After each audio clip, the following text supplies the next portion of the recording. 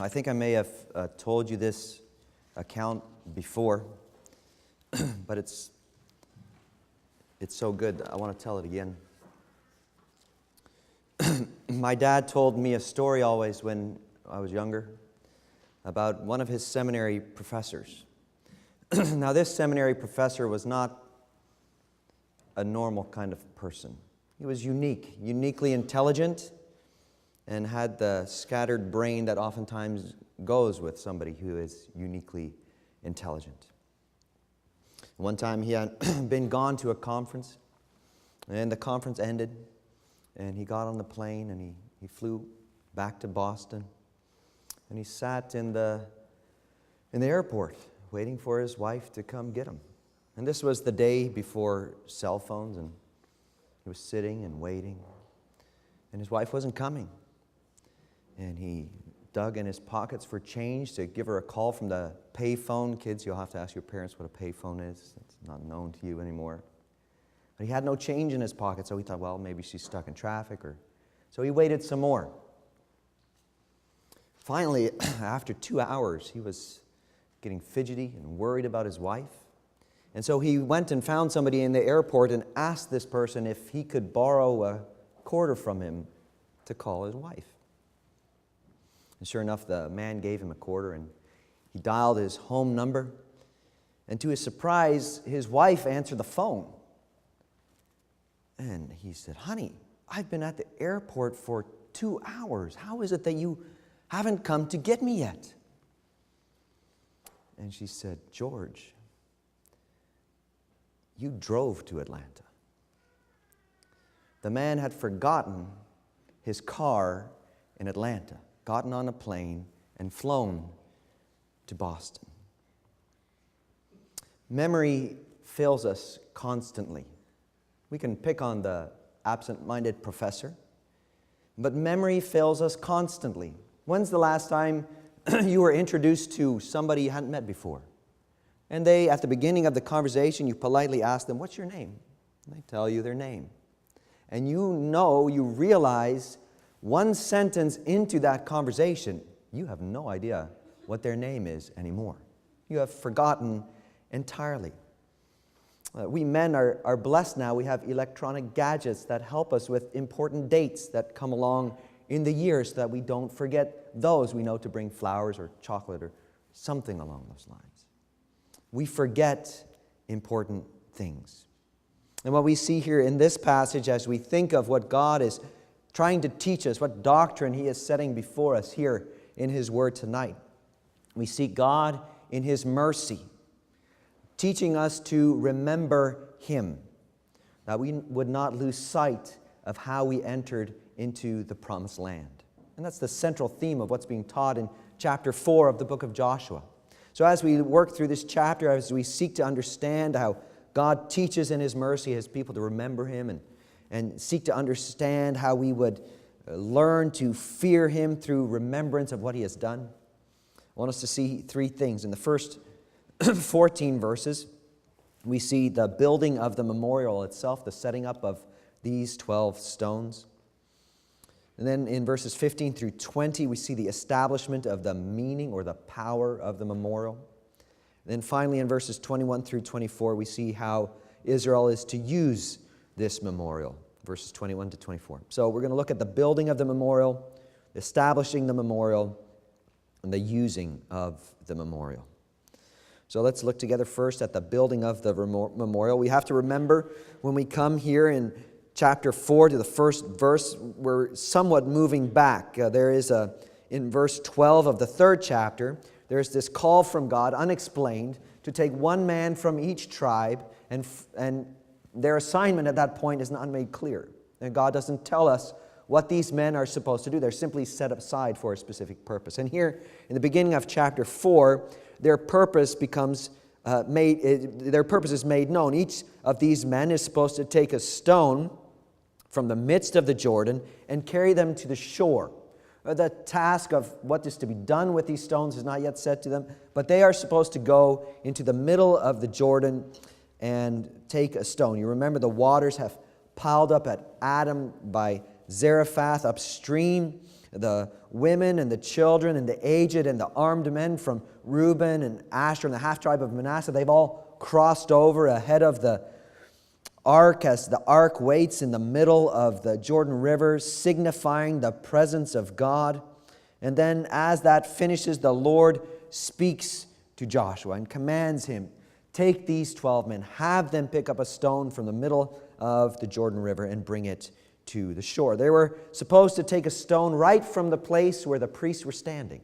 Not just anywhere in the Jordan River, but right from the place where the priests were standing. Stones that would never have ever seen the light of day unless that ark of the Lord was standing in the middle of the Jordan River.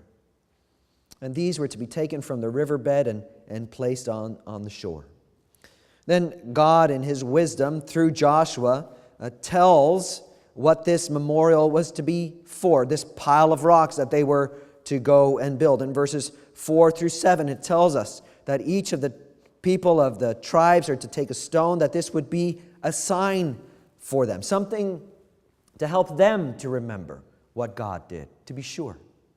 But the focus is more than just on the people who passed by, that they would forget.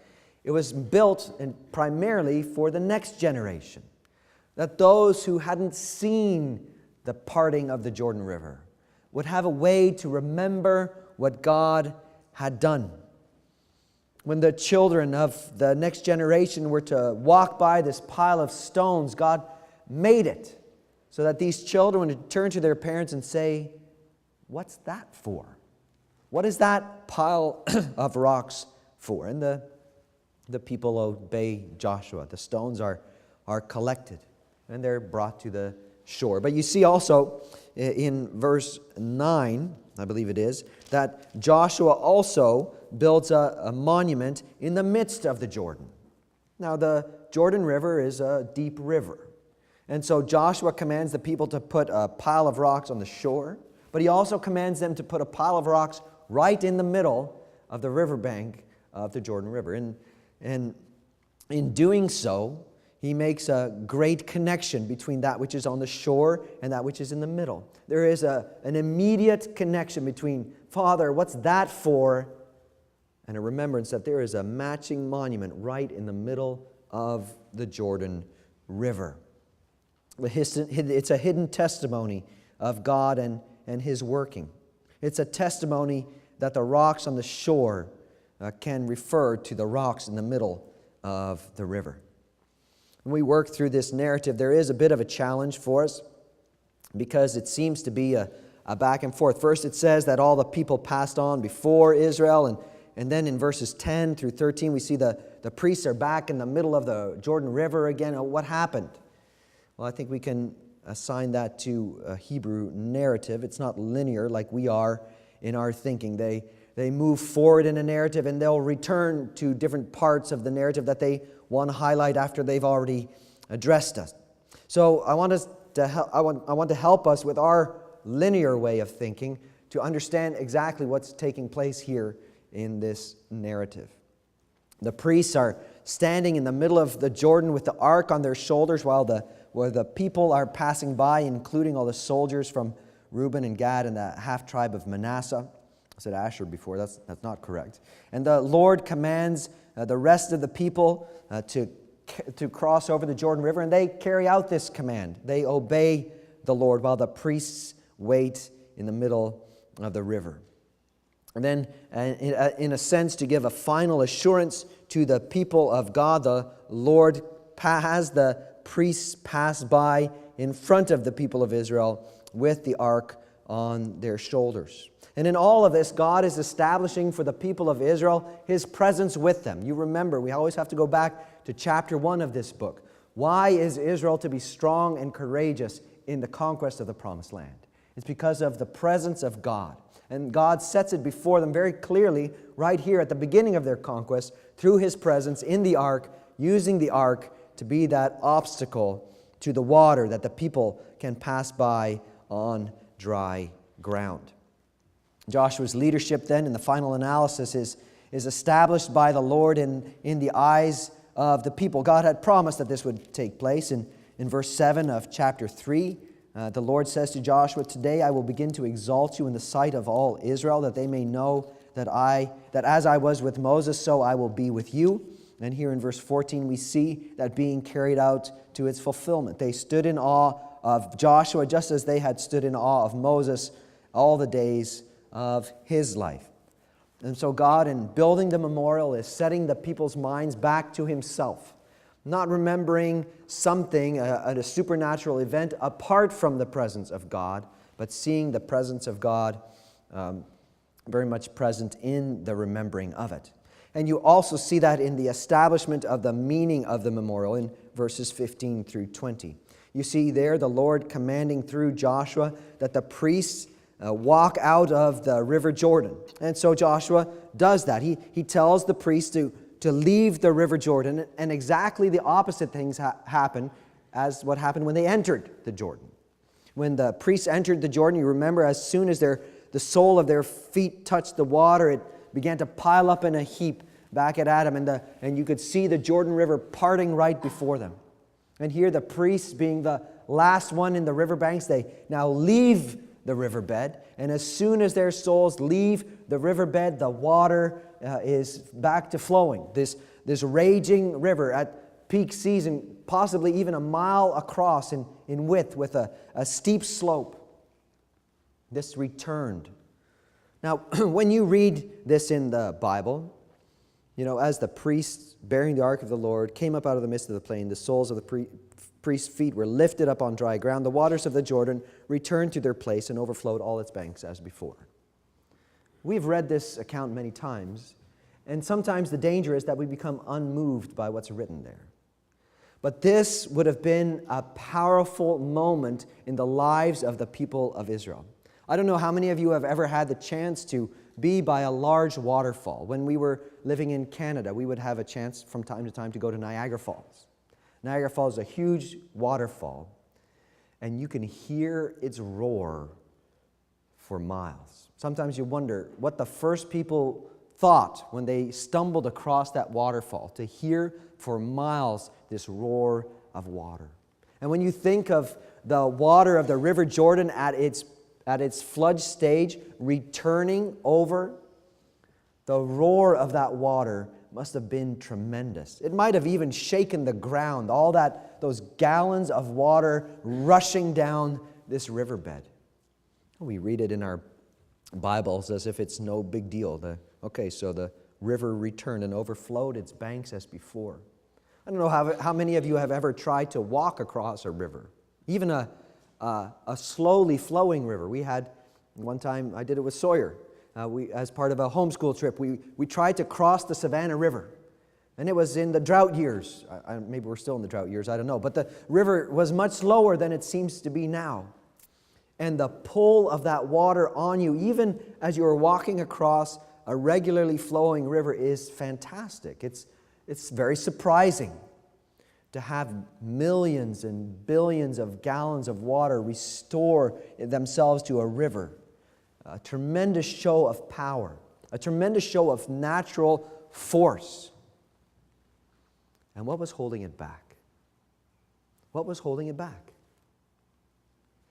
It was a little box, 4 feet by 2 feet, covered in gold, holding back millions and billions of gallons of water. Now, of course, we know it's not the box itself, but it's the presence of God with His people represented in the box that held that water back. And the people then across that river, they encamp at Gilgal, which is within the site of Jericho. Now, how many people do you think crossed the Jordan River that day? A couple of million. The people of Jericho would have known the Israelites were there. You can't miss a couple of million people camping in your backyard. You don't miss that. When you remember back to the account of Rahab, the prostitute in Jericho, what were they afraid of? Their hearts melted with fear because they remembered that God had parted the Red Sea when they came out of Egypt 40 years earlier. And now what's happened? God has parted the waters of the river Jordan again. Again, a testimony to the people of that land. God is with these people. There is no mistaking it. The fear of God implanted in the hearts of the people of the land, to be sure. But more than just fresh evidence for the people of Jericho, these 12 stones that are taken out of the Jordan, they're built up as a memorial. We see it in verses 19 and 20. The 12 stones who are taken up out of the Jordan, they're set up at Gilgal, within a stone's throw of Jericho, that the people of Israel would remember. And then we see something that, again, we would kind of read over because we don't think about these things very often. But it tells us that the people came out of the Jordan on the 10th day of the first month, and that they encamped at Gilgal on the east border of Jericho. The Lord in His mercy is connecting two things. From Exodus chapter 12, we know what the 10th day of the first month was for. The 10th day of the first month was the very day that the people of Israel were to select from out of their flocks the Passover lamb. The remembrance of how God passed over the people of Israel with the shed blood of that lamb spread on their doorposts. So here God, in the crossing over of the Jordan River, is connecting two events inseparably. The Passover, leading them out of Egypt, and the crossing of the River Jordan, leading them into the Promised Land. These will be forever linked, and as we'll see in chapter 5, one of the first things the Israelites do when they're on the other side of the River Jordan is celebrate the Passover. The lamb was selected on the 10th day. Passover is celebrated on the 14th day. There's a deliverance from bondage that is celebrated, and it's intricately connected to the entry of the people of God into their freedom. Now, finally, we want to look at the meaning of this memorial in terms of how the people were supposed to use it. And we see that in verses 21 to 24. The building of the memorial, it says in verse 21, makes a very clear reference that this is not primarily for the people who lived at that time, but for their children. It has an eye to the future. The Lord in His mercy commands the memorial. Why? Well, from Psalm 103, we know God knows the weakness of our frame. God knows that we are but dust. God knows that we are prone to forget, that we are prone to wander away from Him, that we are prone to seek our deliverance in something outside of Him, that we're prone to forget how we got to be redeemed in the first place. And so God in His mercy commands the people of Israel, build for yourself a memorial. Adam and Eve in Eden. Don't eat of the tree of the knowledge of good and evil. Do they remember or do they forget? They turn aside very quickly. Israel, after the Exodus, they're in the desert only a few days, and what are they saying? Take me back to Egypt. The kings of Israel, seeking their help from foreign kings instead of turning to the Lord. These are all different ways in which the Bible shows us how quickly we turn aside from the Lord and seek after other things. There are many examples outside of Scripture as well. Think of the early church, the church right after the days of the apostles. How long did it take the early church to descend into a superstitious form of religion that's embodied in Roman Catholicism these days? How long has it taken the church of our day to become so preoccupied with who and how many are walking through the doors that they've walked away from any sort of sound doctrine, that sound teaching to set before the people to remind them of what God has done? Let me ask you this question. How many times has God taught you that you can depend on Him for everything? And what do you do the next time something bad comes up? We are just as forgetful as all those people in church history, all those people in Scripture. And so God here in His mercy sets before the people of Israel a memorial, because God knows that man forgets. The remembering isn't necessarily for those who saw it, but for those who did not.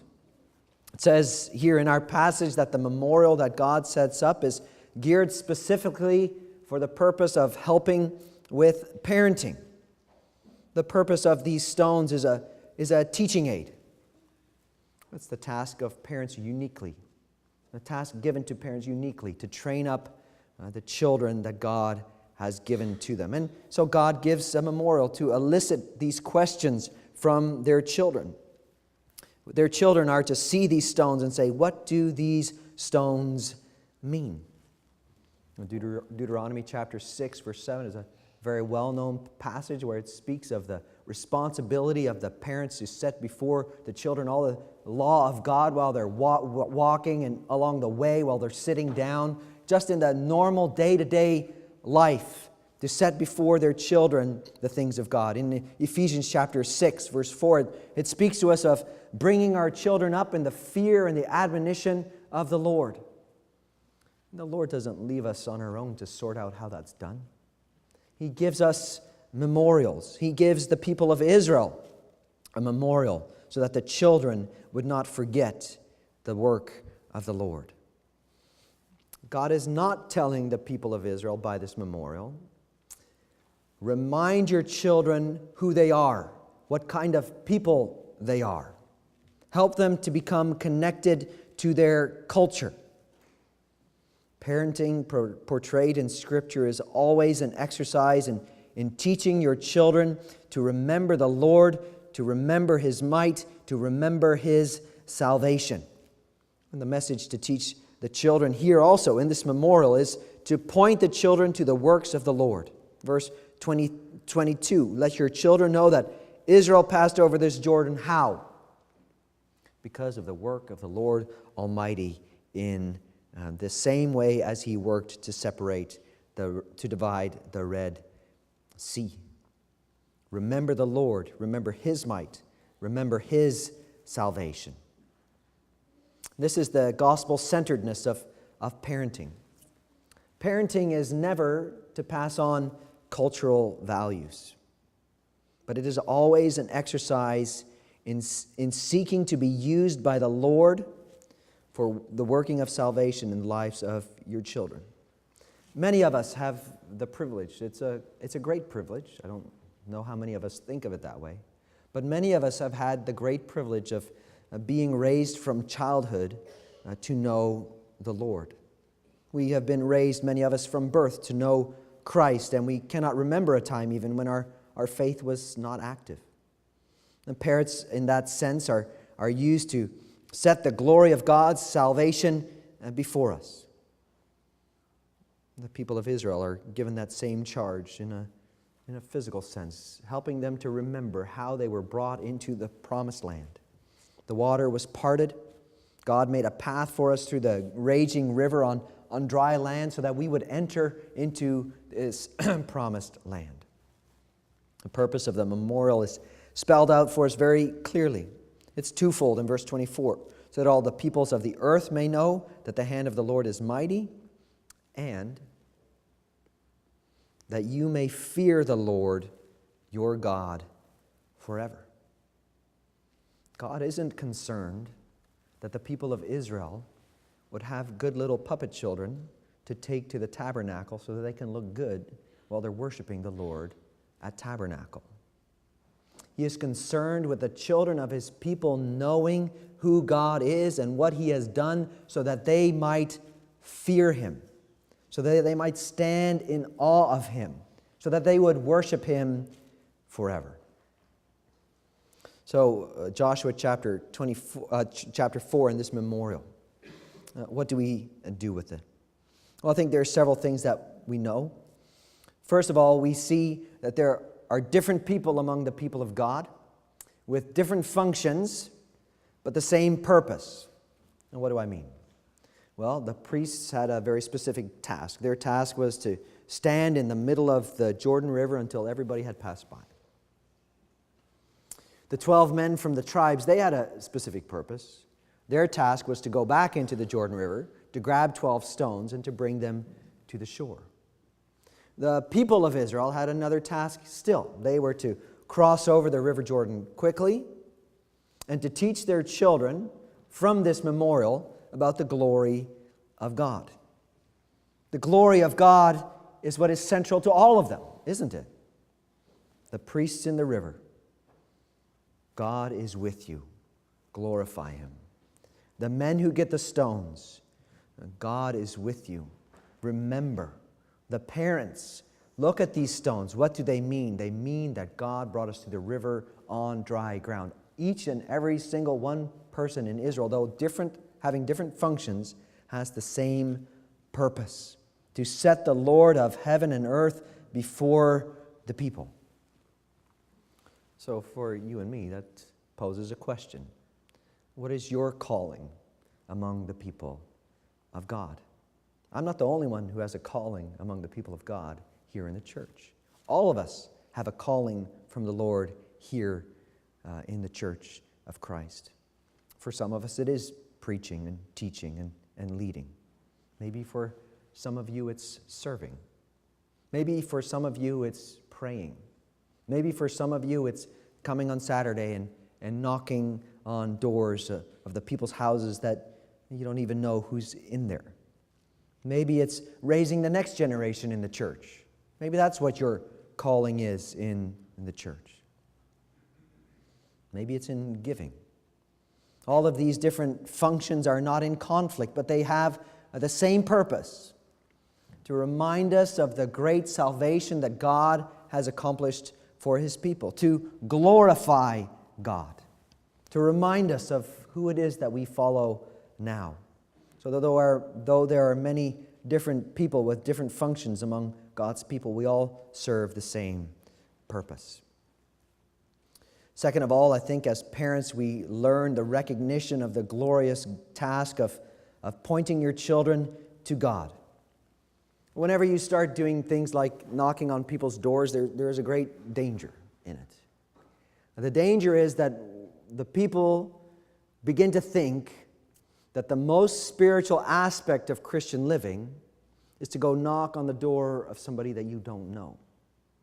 But God has given a tremendous privilege, a very grave and heavy privilege to parents, to set before the next generation the great gospel truths. Don't give in to the foolish notion that to be truly spiritual, you have to be an evangelist who knocks on doors. God has given to you, parents, your children, so that you would constantly teach them to remember the Lord. And so that means that as parents, we have to be thinking of the memorials that we can use to set before our children. And there's a very obvious one. It's His Word. We have an opportunity as families to read God's Word together. And what better place to find out and to remember what God has done than in the pages of His Word? And so there's a real serious charge for us to be diligent in our family worship, to be diligent in setting before our children the work of Christ in redeeming His people for Himself. But you can also teach it to your children through sharing your experiences. When you speak of what God has done in your past, parents, when you speak of your first house that you owned together, if such a thing happened to you, does it ever come out that you know this is from the Lord's hand? Does it ever come out when you're thanking God for your children that He is the one who provided these things for you? Do you ever speak of it when it comes time to go to church together, that this is the Lord's house, that we're coming to worship the Lord together here? It's not only in what we read here in His Word, but it's also in what we say about our past and how we speak to our children about the things that God has worked in our lives. Is there a constant reminder in your home of what God has saved you out of? Do your children know that you are thankful to God for His deliverance to you? Would they say that Mom and Dad are thankful for the salvation that Christ has purchased? Do they even know that you love it, that Christ has purchased you? Do you teach them to stand in awe of the Lord? There's a great and glorious task in pointing our children to God as parents. We ought to honor it and find memorials that we can implement in our homes. But then third, there is an extra parental application of this verse. Some of you have your children already gone for many years in some cases. Some of you perhaps never have had children yet. And perhaps some of you never will. But there is an extra parental application to this work.